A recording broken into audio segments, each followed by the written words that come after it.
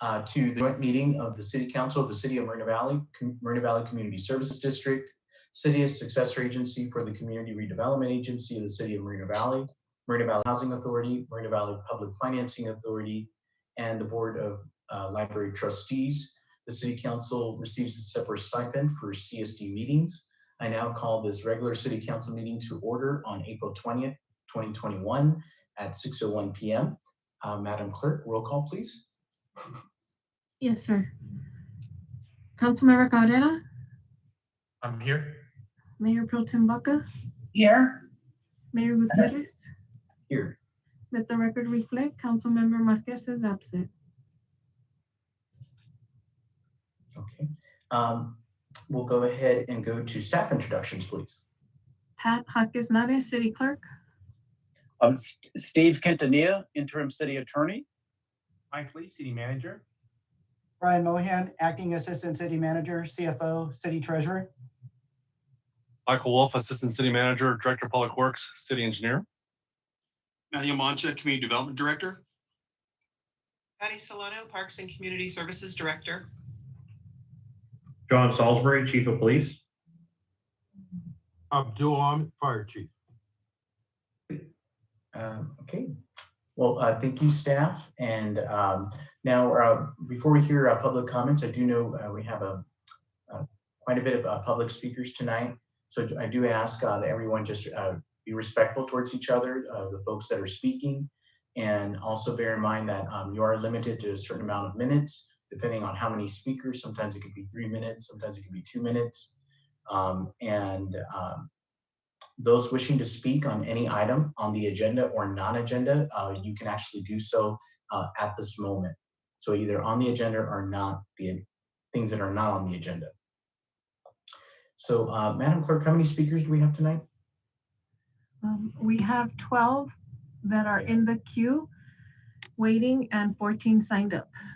Okay, and I know that sometimes when it's your first time, if you just wanted to listen into the council meeting and not speak, that's totally fine. Just let us know when we call your name. Just say, I'm just listening in or something like that. That's totally fine. And then if not, you can start speaking and then we'll have a little timer for you, okay? Once the timer is done, then we move on to the next speaker. If we do call on your name and we don't hear from you, then we move on to the next speaker as well. Okay, so we'll go ahead and start off with the first 3 speakers, Madam Clerk. Yes, we have Andrea Ramirez, Denise Contreras, and Paula Crespin. Okay. Andrea? *6 to unmute yourself. Hi, can you hear me? Yes. Okay, perfect. Hi, good evening, Honorable Mayor, council members, and staff. My name is Andrea Ramirez, a social work student at Cal State San Bernardino. A month ago, one of our teammates, Khalila Muhammad, presented our community assessment project that we have assigned this semester, and we are here today to provide an update and share the results we received by a survey from the Edgemont community itself. The community has spoken and has raised concerns in a couple of areas. We decided to come up with a community connection flyer that would allow the Edgemont community to be reconnected with public officials. We created QR codes for these specific community needs, which will lead the person straight to the source. One of the QR codes that was created was for the city clerk page. We saw this beneficial for the community because it will not only make it easier for the community to reach the page without becoming frustrated that they cannot find the information quickly, but it will also be beneficial to other city departments and not having to receive unnecessary calls and having to transfer people to other departments. Imagine the time that can be saved. We are excited for this community assessment project and cannot wait to see what impact it will have. Thank you for your time and have a good night. Thank you, Andrea. And you can email patjn@moval.org or cityclerk@moval.org, or even myself or any of the council members. And what we'll do is we'll try to reach out to you to see if, how we can maybe get something like that implemented, especially the QR code. That sounds really cool. Okay. Thank you so much. Thank you. Denise Contreras, Paula Crespin and Nadine Abad. Denise? Good evening, Honorable Mayor, council members, and staff. My name is Denise Contreras. I too am a social work student at Cal State San Bernardino. I'm here with my team members, Nadine Abad, Paula Crespin, and Andrea Ramirez, and I am providing an update on our community advocacy project that was introduced, like Andrea had said, last month by our team member, Khalila Mohammed. In addition to what Andrea explained, we based our needs assessment survey received from the community of Edgemont, excuse me, and they expressed there was a need for safety. And in response to their needs, we placed on our flyer a QR code that would link the individual to the Neighborhood Watch program.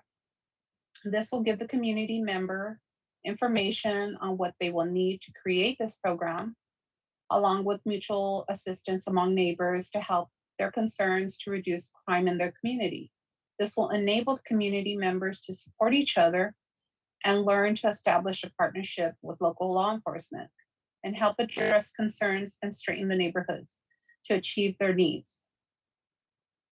Thank you for your time and all that you do, and have a great evening. Thank you so much. Paula Crespin, Nadine Abad, and Cynthia.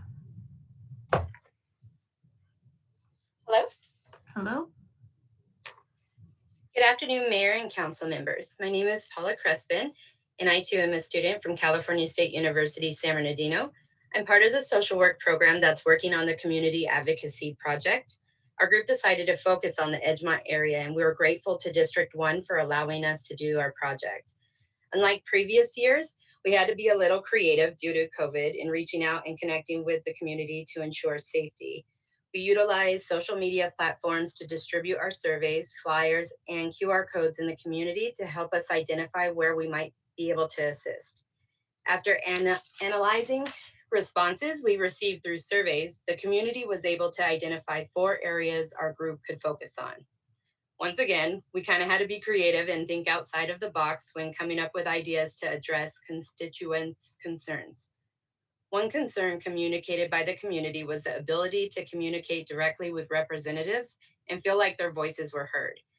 After hearing this, my team and I made efforts to review the information that's currently provided to residents.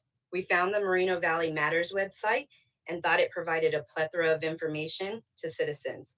It was beautiful and easy to navigate for the most part. Some of us had challenges with it. So we went back, we reviewed our information, including our personal experience, and tried to figure out where the disconnect could be. We looked at how the pandemic affected everyone in the past year, especially relating to communication, and recognized that people were forced to adapt to new forms of communicating, whether they're ready to or not. And for those who are not familiar with how fast technology is evolving and going, we were able to see how they can be frustrated and how it can leave them feeling voiceless. As an attempt to support members in connecting with representatives, we are proposing a community. The flyer can be emailed or it can be mailed out to residents and will highlight direct and concise resource bites. We believe having a resource that allows access to information instantly will help residents feel connected, keep them engaged, and make them feel more comfortable using modern technology to have their voice heard. With that said, I would like to thank the council for their time and the City of Moreno Valley for letting our team be part of their remarkable community during this project.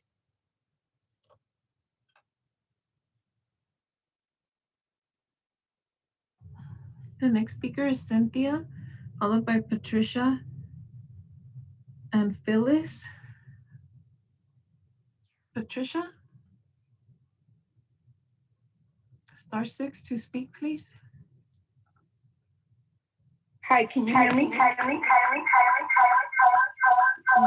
you, but you have a lot of echo. You may want to turn one of your devices off. Yeah, you have to turn off probably one of your devices off.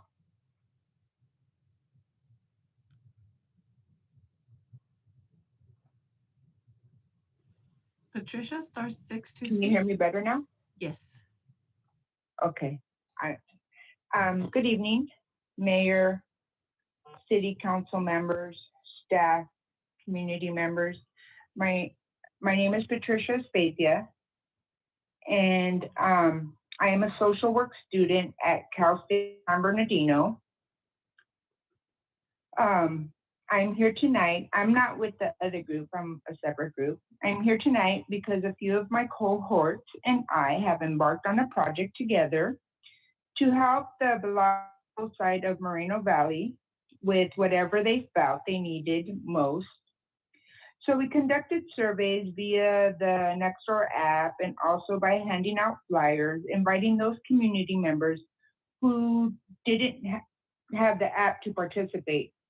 After tallying up all the responses, crime and overall safety was what the community felt most concerned about.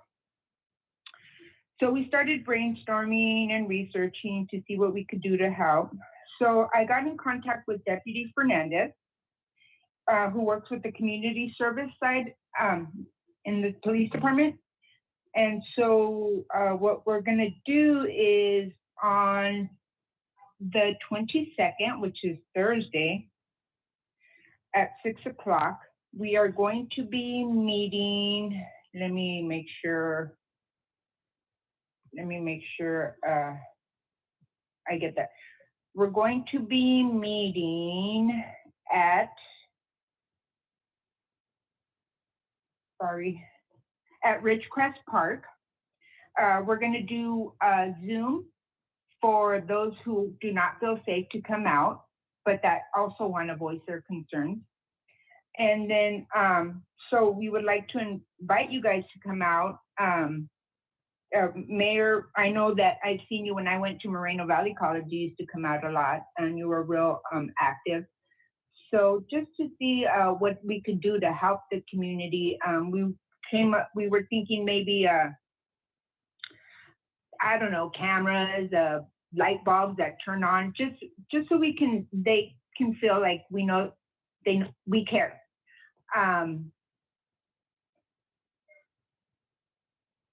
I have other members that are going to be talking that are from my group after me, and just thank you for taking the time to listen to us. Thank you for all that you do. You guys are really appreciated, and Moreno Valley has come a long way. Thank you.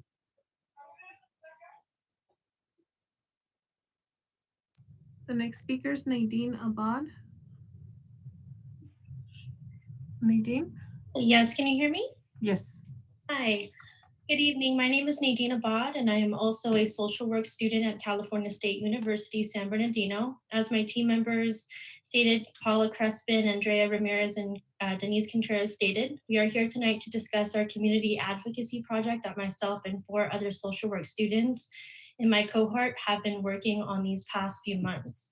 As a team, we had the opportunity to conduct and analyze survey responses from the residents within District 1, also known as the Edgemont community.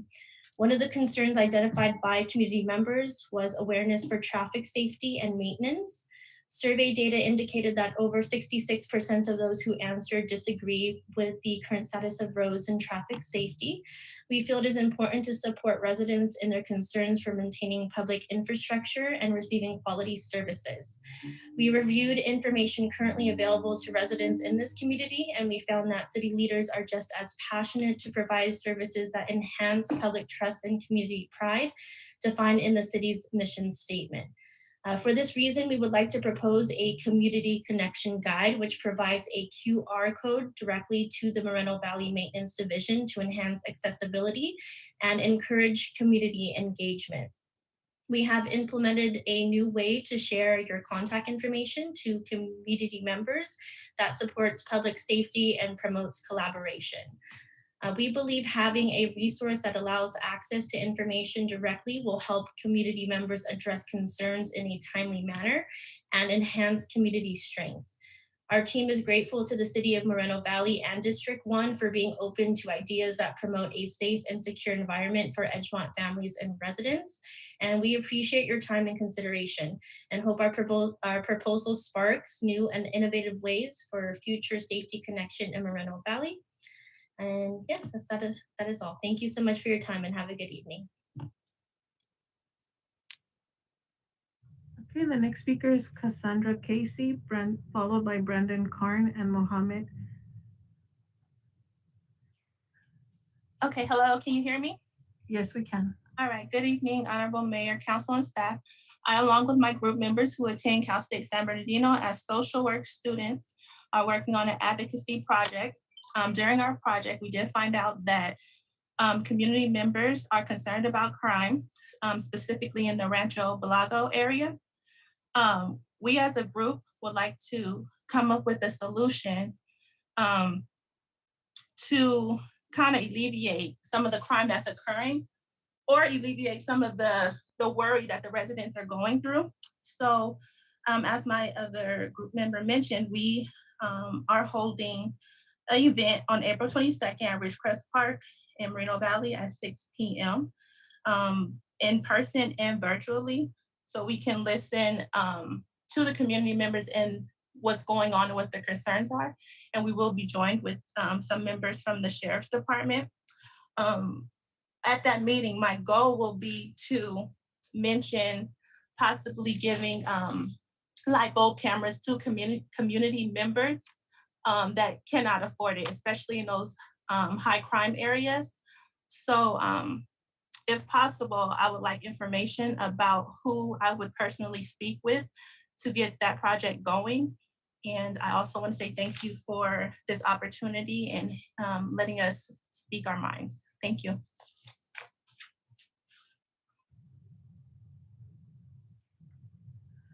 The next speaker is Brendan Karn, followed by Mohammed and Tom Gerald. Can you hear me? Yes, we can. Okay, thank you.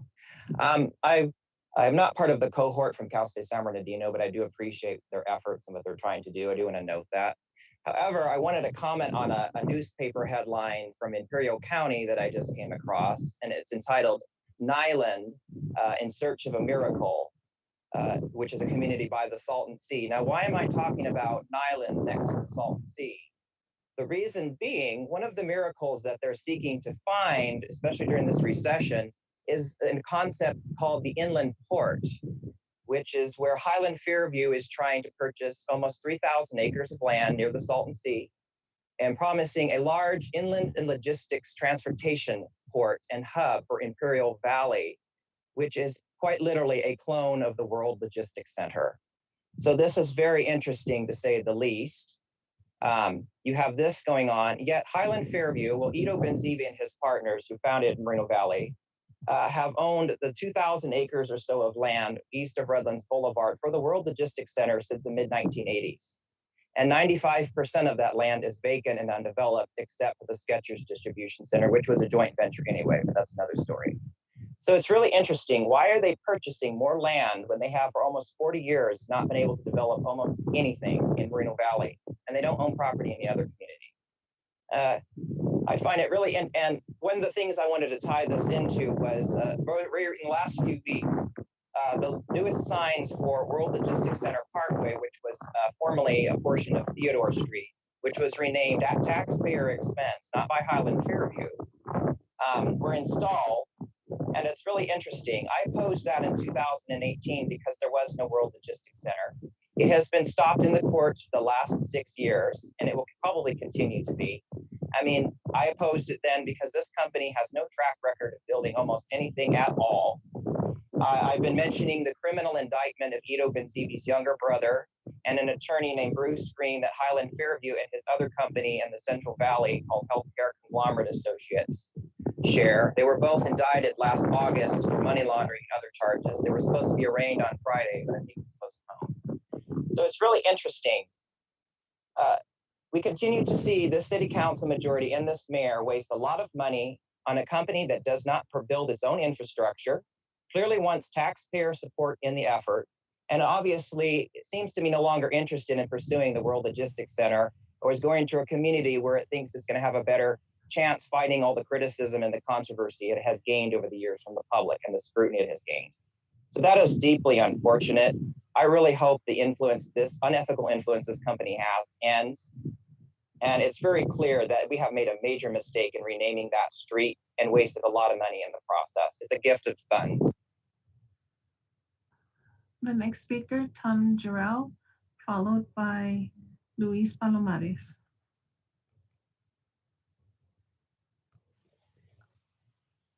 Tom? All right, good evening.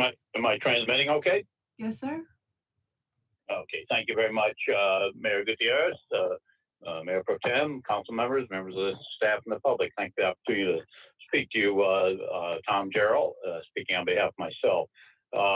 First, I'd love to commend the young ladies that all spoke from Cal State. It was San Bernardino. Great to see young people taking a positive effort to improve the community we live in. That's a good thing. In recent weeks and months, I've been citing some of the benefits of quality growth. Now, I learned a few days ago, I ran into the head guy from the project over at Heacock and Ironwood there, and he told me about the sprouts coming in, which one of the things my girlfriend's chided me about, how come we don't have a sprouts in Moreno Valley? So it looks like we're going to get one, and thought that was a great addition, and it's a much improved development in that corner. It's creating jobs, paying taxes, and improving the image. Also like to give some kudos to EMWD. I was going by to check the center late at Friday night, a week ago Friday, and there was a fire hydrant that had been clipped and flooding quite a bit, and I know how far that water comes, and they were able to get a man out and get it turned down properly, and also kudos to our PD, who not only provided traffic control, but assisted the gentleman trying to get everything closed up to where they could leave the intersection and go back on patrol. So it was a good effort all the way around, and we've got a great water district that serves this community. So, and I want to thank Dave Slauson. He's been our member on that board for decades now. Done a great job. And then in closing, it's interesting to be so much criticism of Highland Fairview. They've actually only been in possession of the land since after 2000. I think the early 2000s. Mr. Benzivi had some dealings previously with other people, but he had to come back in and reacquire the land. And how many times has that company been held up in court over and over and over again? And I don't know about Mr. Carnes, but I see a couple of very large buildings, one being completed that have spawned other buildings, have created other jobs, created other tax benefits. So I think maybe I ought to take a little ride out the 60 freeway and look around again and, rethink his moves there. So things are happening for the better. So those are my comments, and I thank you for the opportunity to speak to the council. Next speaker, Luis Palomares. Luis, *6 to speak, please. Hello, Luis Palomares, community activist. I don't know what this Brendan Carr gets off on attacking and lying and sending propaganda. He's worse than Fox News, the cable Fox News. I mean, come on. What's going on at the Salton Seas, what do we care? So what? Let Ito do whatever he wants over there. If he has investors and he wants to invest in that, why not? He's a businessman. Don't you get it? Another thing, Brandon, or Brendan, whatever your name is. Also, and as far as what's going on over here, you make it sound like nothing's happened. You, the haters club, the 666, the liars club, all of you people, everybody has been on the bandwagon, even Terry then, everybody to stop that project from day one. You know, what's the problem here? You're the people that are holding up the project. You know what, it went full force taking care of all that. He had people involved that wanted to go full force on that. Union people waiting, a lot of people were waiting, but you held that up. You want to keep us in Egypt for I don't know how many more years, 40 more years. Is that what it's going to be like again here? You know, everything on the Meridian on the other side, that's all fine. Oh, that's all dandy, huh? Why don't you go live in Riverside? You know, you don't like what's going on in our community here. We want to build. We want to go full force. We want to go forward. That's what we've been trying to do. We're working for the people. We don't got a personal agenda. You don't matter our agenda. We're working for the people. The activists here are working for the people to get things done here, to bring more jobs here. I've been here 32 years. Come on. When I came here 32 years ago, there was going to be jobs. Hey, we had to commute every other county, and we're still commuting. My grandkids, everybody's still commuting. So what's he talking about? Don't believe the propaganda, the liars, the haters and the liars come. They don't want nothing good in this city. They want to keep it like just, like one time, John, Tom Gerald said, like, the days of Noah. Come on, I mean, let's keep it going forward. I don't know what's the problem here. And as far as the students from San Bernardino, that's great. They're doing a great job. I commend them. But this is another thing. These liars and haters, they just, I mean, don't they get sick of themselves? I mean, they're just haters. They don't want nothing in our city. Come on, you go move to Sun City. Get out of here. If it's dogs to you, get out of here. You don't got to be here. You don't got to ruin it for the rest of us. We want to go forward. We've been trying to do that forever, but we got the Liars Club that ties us up in the courts, the project. Any project that comes, they tie up in the courts. It's just, another way to make a dollar. It's another way to get the Penny Newmans on the bandwagon, make dollars for the environment. Come on. Worry about the icebergs that are mounting out there in different countries. Not if we want to put a building up. Come on. This is called progress. Thank you. No more speakers, Mayor Gutierrez? Okay, great. Okay, thank you so much, Pat.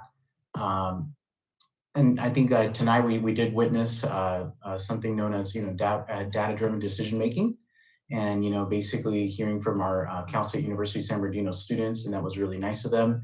And I look forward to getting that report, and I'm sure Council Member of District 1, Mayor Protem Baca, will also review that as well and look at those possible solutions. And I think that's great. I think it's great that young people are looking at a targeted problem and trying to figure out what that problem is, and then collecting data and then coming up with solutions. That's part of how we want to try to make decisions. With the Bloomberg grant that we received, we were actually, our staff was taught that model, and I'm very proud of what they do and everything, and how they make decisions, and how they're trying to be also innovative too. So just wanted to thank them for all of that. That's great. We are going to move to our joint consent calendar, sections A through E.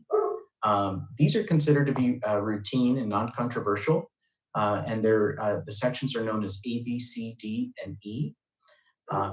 And each decision is based on each of the agencies that we oversee. The motion to adopt the consent calendars is deemed to be a separate motion by each agency and shall be so recorded by the city clerk. And at this time, are there any items that you would like discussed on the consent calendar? Okay, Councilmember Cabrera. Thank you, Mayor. Just 3 items for comment. No Okay. question, just a quick comment. It's items A3, A4, and A6. So A3, A4, and A6, okay. Mayor Pro Tem, any? No, okay. All right, we'll go ahead and, go ahead and take it away. Thank you. So I just wanted to point these out. I know we usually kind of just run through consent calendars, just highlight these 3 items. A3 is the 2021 Prevention of Animal Homelessness Fund. It's actually a grant that the city is receiving. So kudos to all of our staff there at City Hall for continuing to get these grants. It's for a very good cause. Also, item A4 is another grant. That's the Petco Love Grant that we get, it seems like every single year. So really glad to see that it's coming back, another $15,000 to support the animal shelter. I see Steve Freeze on the Zoom here. So congrats to you and your team there at the animal shelter. And then item A5, oh no, I'm sorry, I said item A6, right? That's another grant. So item A6, that is an additional grant to improve safety and the traffic controls over on LaSalle. So just want to thank staff. That's up to $192,000 in grant funding that we're going to get for the street safety corridor project. So just want to thank our staff again for going after these grants, getting those awards, bringing that money here to the city of Moreno Valley, and helping to improve the various areas in our city. So that's all I have for that, Mayor. Thank you. Mayor Pro Tem Baca, did you have a comment on one of the items? No, I was ready to make a motion. Oh, okay. Okay, motion made by Mayor Pro Tem Baca. So I make a motion to approve the consent calendar as presented. Second the motion. Okay, second by Councilmember Cabrera. We'll go ahead and call for the vote. Madam Clerk? Yes, sir. Councilmember Cabrera, Yes. Mayor Pro Tem Baca, Yes. Mayor Gutierrez. Yes. Motion passes, 3 ayes. Okay, great. It moves us now to our public hearing item. We only have one public hearing item tonight, and it's to approve the CDBG home and ESG project selections for inclusion in the fiscal year 2021/2022 annual action plan. And again, this is F1, and we'll have a report from the Financial and Management Services Department. Brian Mohan. Thank you, Honorable Mayor, Mayor Pro Tem, council members. The item before you tonight is the approval of the U.S. Department of Housing and Urban Development pass-through funding to subrecipients for the particular programs that you just mentioned, Mayor. This item is basically a culmination of a process that started back in December of 2020 with a notice of funding availability to all of our nonprofits and other public service agencies. Since then, staff has held an application workshop to assist applicants with the process and inform them of compliance requirements related to the pass-through federal funding. Staff has worked with our technical review and compliance consultants to evaluate the applications and develop the funding scenario before you tonight, which was presented to the Finance Subcommittee on March 23rd. The city receives pass-through funds of roughly $700,000 per year for home, $175,000 per year for ESG, and $2 million per year for CDBG.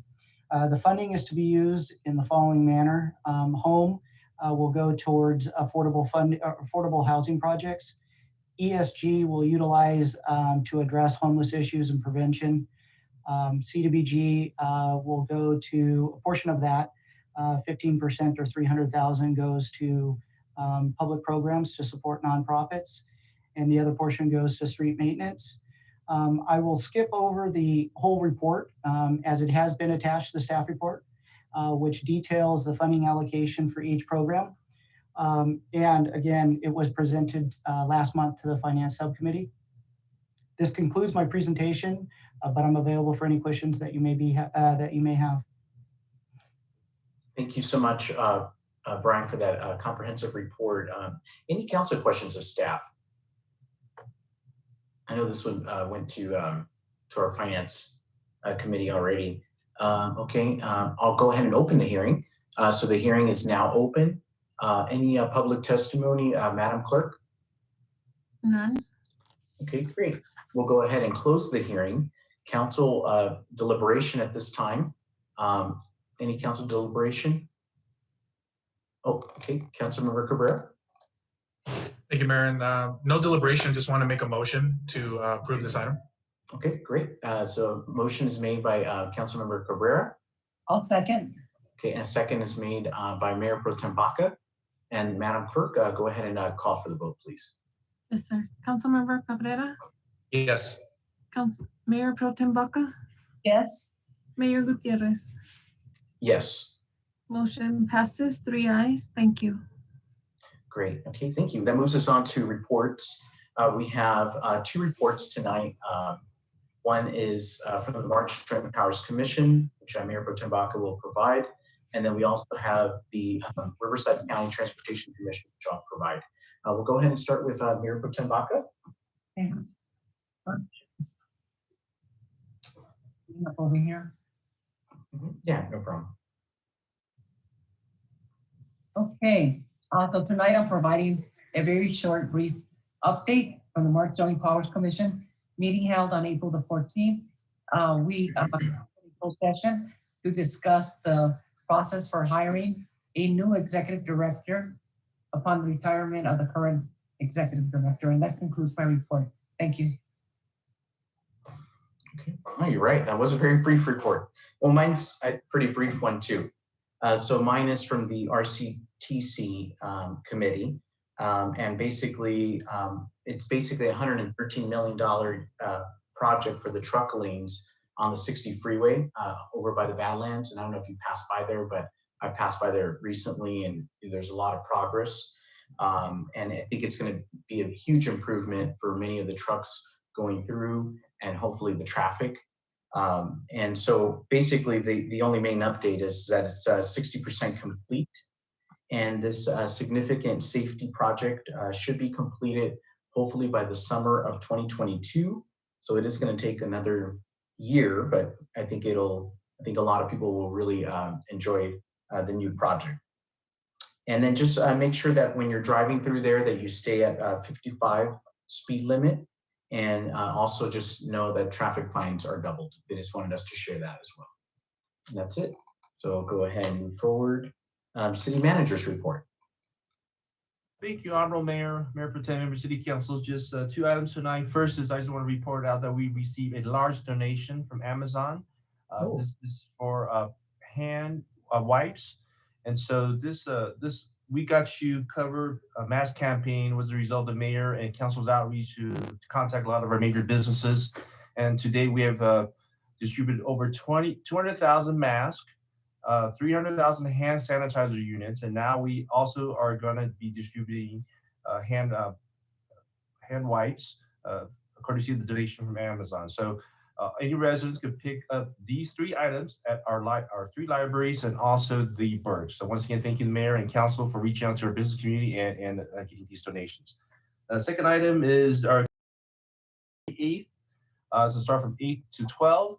So far, we have a lot of people signing up. Close to 100 people have signed up to attend the event, and or even to show up. As we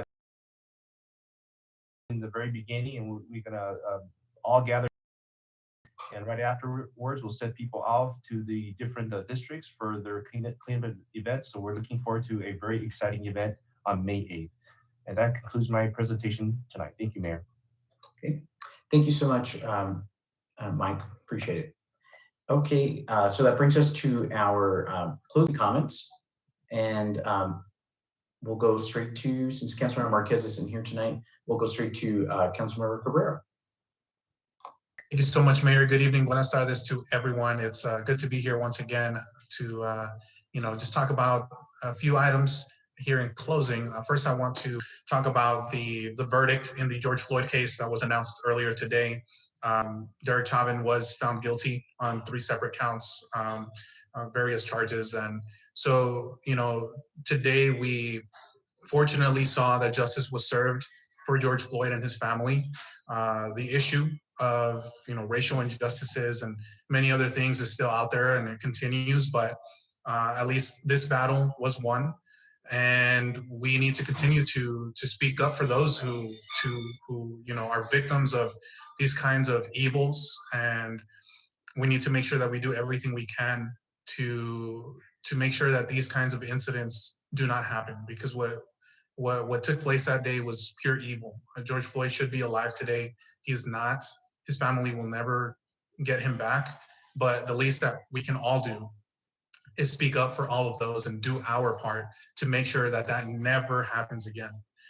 So it's gonna take a lot of work. It's gonna take a lot of time, but I know that over time we can get it done. So I just wanted to touch on that topic. Also wanted to say thank you to all of the CSUSB students who came out today. Really appreciate your insight and the fact that you made the time and took the effort to go through all of that, to do the outreach, to collect the data. And I'll see you tomorrow, whoever's there at Ridgecrest at 6 p.m. I'll be out there. Thank you so much for inviting the council. So I look forward to that. This past week, I was at the Edgemont Women's Club at the Edgemont Community Center. I want to thank all of them for the invitation to go out there and speak with them and have a really productive conversation to talk about how we can collaborate moving forward. One of the things that I talked about, I've also talked about this with some folks from the County Board of Education, is the topic of food pantries.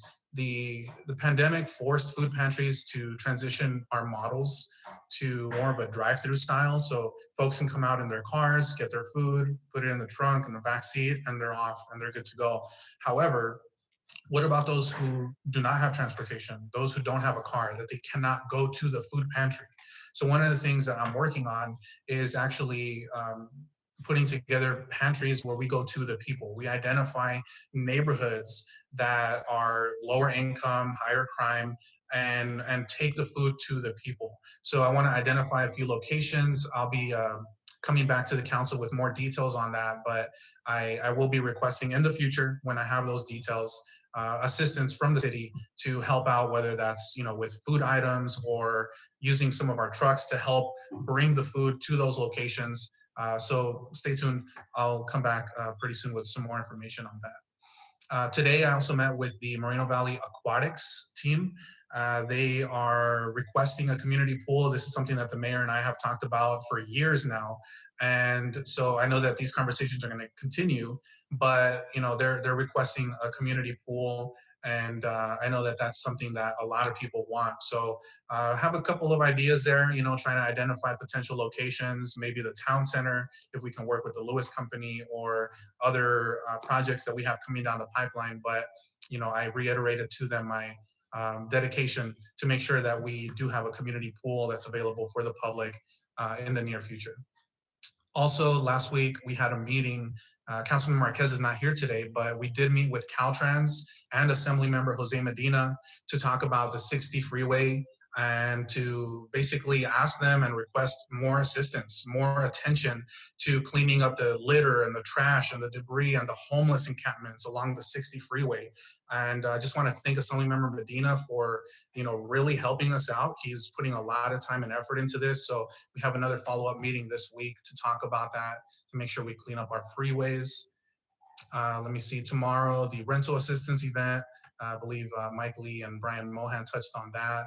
And in conclusion, you may have probably heard that those who are 16 and older are now eligible to get vaccinated. So, you know, if you need to get a vaccine, if you want to get a vaccine, it's very easy. You could literally just Google Riverside County COVID vaccines and find the website there and get your appointment scheduled. Also, there's something called the Golden State Stimulus, which is approved by the governor months ago. And basically that's a $600 check for any Cal EITC recipients or for those who make less than $30,000 a year. So I highly encourage you to Google that real quick. Make sure you get that $600 by submitting your 2020 tax returns. You have to submit those tax returns to get that money. So that's all I have for today. I hope you are all staying safe, and we'll see you at the next meeting. Thank you. Okay, we have Mayor Pro Tem Baca. Thank you, Mayor Gutierrez. Thank you to the Cal State San Bernardino social work students for coming out tonight and making their surveys and the work in the community known to the City Council. Thank you for selecting District 1, the Edgemont area, and I look forward to your assessment report. And I'm going to ask the City Clerk to reach out to you so that we can have a meeting to go over any assistance you may need in completing the report. So I'll be in touch with you. As far as the COVID-19, please continue to be safe. I've had both the shots. I feel great. Please do so too. You can go to the conference and rec center and to the mall, and there's walk-ins. You don't have to make an appointment. It's better if you do, but if you find time, come on in. And we also have the weekend clinics.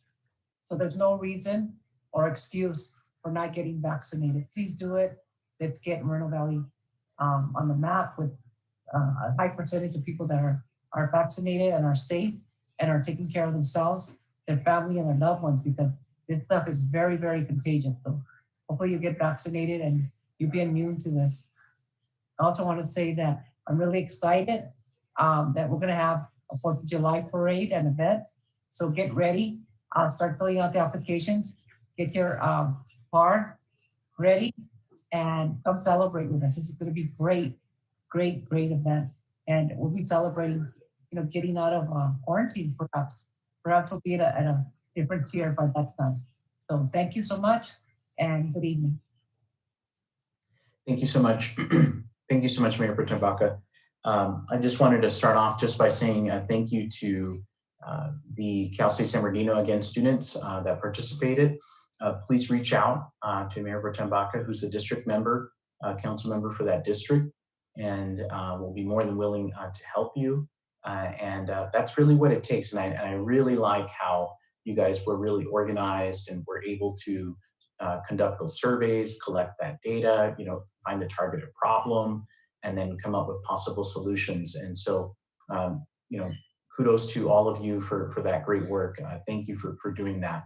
And that's really what we want to do here at the city. Like I mentioned, it's really make decisions based on data. So that's really, really great.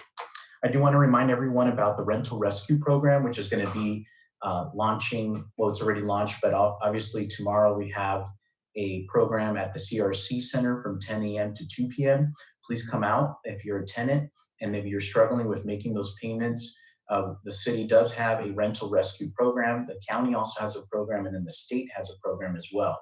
So there's a lot of resources out there to pay your rent.